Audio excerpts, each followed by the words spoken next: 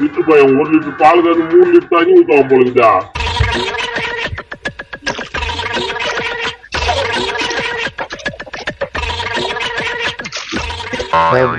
ஒரு லிட்டர் பால் 5 லிட்டர் பால் ஆச்சு. இல்லப்பா நேத்து தண்ணி ஆச்சுப்பா, அதனால தான் சொன்னேன். இல்ல நான் ஏன் சொல்ல போறேன்? அது எடுப்பா தனியா இருக்கான். எப்பவுமே குடுக்குற பால் தானே குடுக்குறாரு.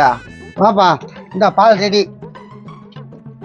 பாருப்பா இதான் பால். என்ன பேரப்பா இது? பாலுப்பா. இது என்னப்பா பால்? பார் இஷ்டம் வாங்கிட்டு போயினேரு. மாடு ரொம்ப தண்ணி குடின்னு தொடங்கி ரொம்ப தொல்லை குத்தி இருக்கிற பெறப்பா நான் நீ ஆனவனா மாட்டு மேல பைய போட்டுன்னு கிடக்குற. நீ அது அரை குண்டா தானே பாலை பூச்சிருந்த. இப்ப எப்படி புல்லா பால் வந்துச்சு? என்னடா பேசுற? நீ போனவனா கருத்துனடா.